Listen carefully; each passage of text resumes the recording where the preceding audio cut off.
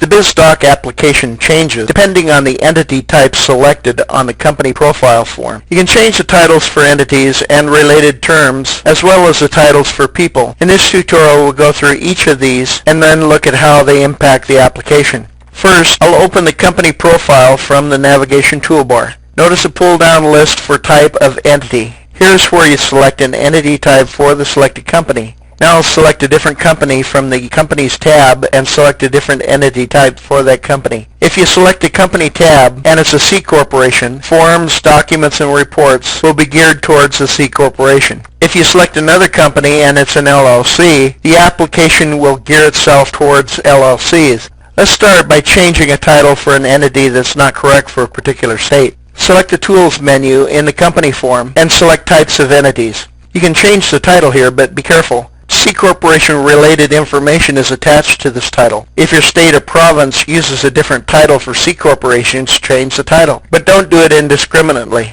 If you replace C corporation with a term like partnership, the term partnership and all of its related information is going to appear in the articles of incorporation and other corporate documents. Be sure to save your changes before closing the form. Each type of entity has descriptors and other terms that need to be changed as well. Companies that are the same type of entity can have different descriptors. So we're going to select a company, then select the Tools menu and Entity Details. Notice that the name of the company and the type of entity are at the top of the form. Now you can change the terms that relate to each company and type of entity. These are terms that will be used when creating resolutions and other documents. Let's open the Create Documents form to see how these changes impact the application. Notice that when you select a particular company, the documents that relate to that company's entity type appear in the list. Notice also that the terms change in the document titles. For example, articles of incorporation appear when a company that's a corporation is selected. I'll select another company that's an LLC and notice that the articles of incorporation is replaced by articles of organization.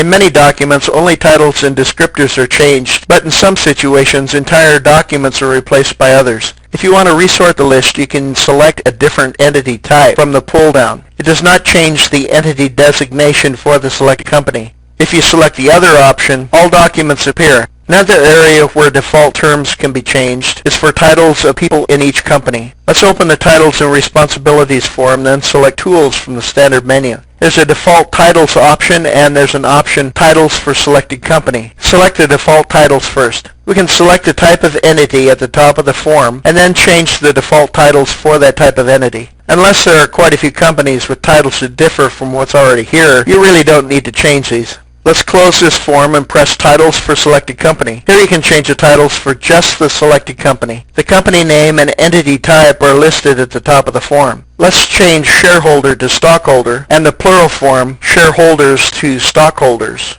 Remember to save the changes before closing the form. Notice that on the Titles and Responsibilities form, the title for shareholder is changed to stockholder. The same kind of change appears throughout the application based on the title entered for the selected company.